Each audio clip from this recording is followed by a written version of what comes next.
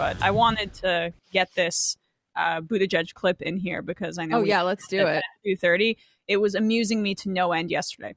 So Pete Buttigieg appointed transportation secretary because he loves the choo-choos and the cars and all of those things and all the wheels. And he had a very curious explanation for why he was qualified to be transportation secretary. It reminded me, he's not stupid like Sarah Palin, but it reminded me of the I can see Russia from my house moment, except said more eloquently. This was Pete Buttigieg yesterday. I've also had a personal love of transportation ever since childhood. More than once as a college student, I would convince a friend to travel nearly 1,000 miles back to Indiana with me on Amtrak. Though I know that in this administration, I will at best aspire to be the second biggest train enthusiast around. I spent a spring break in graduate school aboard a cargo ship studying there. Travel in my mind is synonymous with growth, with adventure, even love, so much so that I proposed to my husband, Chasten, in an airport terminal. So don't let anybody tell you that O'Hare isn't romantic. Oh, poor Chasten. I thought it was Chasten until I saw that. But never mind, because I thought he was so chaste. Seems like, but it's chastity more. Yeah, I don't know. When I was a kid, I watched a lot of Thomas the Tank Engine. I was a big fan of Shining Time Station with George Carlin and Ringo Starr. Do you guys remember that show? Yes. But, for some reason, that didn't mean that I could suddenly become transportation secretary or work with trains in any which way. And I really loved Thomas the Tank Engine. Yeah, I had that born on summer nights when we're barbecuing, so that makes me qualified to lead the Department of Agriculture. Oh my God. Right. No, seriously, people are acting like this is just like a symbolic role or whatever, that Biden had to throw him a bone, but like transportation is really important. Like, it's extremely important. And there are plenty of openings for Mayor Pete to apply his, crappy McKinsey neoliberal ethos to, eliminate waste and privatize things. And it's going to be bad, folks. Yeah, well, it's part of this kind of ecosystem where people who have all these qualifications or big education credentials and who speak a certain way, they're automatically granted credence over issues that they don't even have any expertise in. And so just because he was an early-ish dropout / endorser of Joe Biden, Biden feels he needs to reward him, gives him a position that he really has no experience in over other qualified candidates. There has been reporting on this in this transactional politics. So that's a problem, number one. But two, the point I was trying to make earlier is just that it's just because he has a Harvard degree and he talks kind of like a fancy guy. I mean, I saw Matt. And he proposed at the airport. Don't forget. I forgot about that. I saw young Matt pointed this out on Twitter that basically most bus drivers would be more qualified than Buttigieg to run. Yeah, Nathan Robinson was making that point, and there's a lot of people upset and thought he was crazy. But what's Buttigieg's experience? I'd take anybody who had an entire career in any municipal transit authority over Buttigieg. Buttigieg is a Rhodes Scholar, McKinsey guy who, I mean, his military experience was drug trafficking, so not that kind of traffic. And so, like, what is his credential is, he has these amazing, this Rhodes Scholar stuff, right? And then so he'll just be able to understand it better than, it's somebody who's actually worked these jobs for decades. This guy, and I don't know, I rode a train to Seattle and back from Fargo. I don't think that is, if I was going to be a transportation secretary, I wouldn't count on that for my resume. But no, that sounds like you might be the next CEO of Amtrak, Matt. He actually does.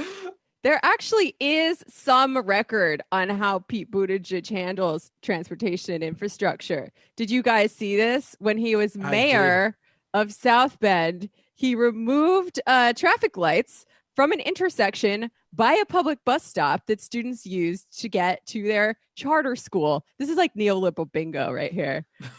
Because a consultant said that it was unnecessary or wasteful or whatever. I'm not sure how much money a traffic light could possibly have been costing the city. I don't know if it's like the electricity that it used. Like it was already there and they put a bag over it. I don't understand a scenario where you remove a traffic light. Adding a traffic light, adding a stop sign at the very least, that's something you hear a lot of. In terms of removing something, I don't mean what. So if you want to talk efficiency, you want roundabouts, but So then what happened was a child, an 11-year-old child, was killed at that intersection, and Pete Buttigieg kind of blamed the kid for running out into the street.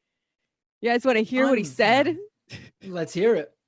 Oh my goodness. Okay. Following a consultant's 2015 study finding that vehicular and pedestrian traffic at the corner of South and Michigan streets didn't warrant a traffic light, the city placed a bag over it, as well as at a handful of downtown intersections. Someone asked in the comments, why were two young children taking a public transit bus to school anyway? Don't we have school buses to pick them up? And the answer is no. The charter school that they went to did not have school buses to pick them up. And then here is what Pete said, quote, "We simply don't know whether it would have made any difference yesterday morning as two children darted across the street at an angle." And one of them outside the crosswalk, people, was struck and killed. Yeah, so, that's all you need to know about a person right there. The beginning and end of his experience. But to me, just the transactional nature of the fact that he was appointed, basically, he ran for president as a completely naked way for him to step onto the national political scene when he was completely unqualified, and Biden rewarded him for it. That's the thing that sticks out for me. And I almost thought he was too good for transportation secretary, so I'm surprised he took it in some sense, but it is a stepping stone for his next Machiavellian venture. Well, he helped him out a lot. He helped him defeat Bernie, and you get rewarded for that, Right. There were rumors there were rumors that Biden was going to give Buttigieg a non-cabinet position, like a China ambassador or something like that. And Buttigieg was very unpleased with that. Those were the word going around. So I'm sure the fact that he's just going to be in the cabinet, he's happy about it, I'm sure. Maybe there's a silver lining. There's a silver lining to this, because I'm sure Pete thinks that he deserved something more impressive. So, we can take some cold comfort in that, as he's outsourcing some private highways and bridges to Elon Musk or whatever. Well, I think I haven't seen exactly what his authority will be in this regard, but I think, people are excited because Biden loves trains and all these sorts of things. And maybe Buttigieg will be good because of that reason. I hope so. Love it. I would love to see it. But I would also be worried about what he can do with regards to Prop 22, because I expect a full court press from good, party Democrats on making that national. And Pete Buttigieg as a Secretary of Transportation doesn't, at least he's not going to be a ally in the fight against that. I expect him to be an opponent. And that would be what I would judge his time as of that question. And great point.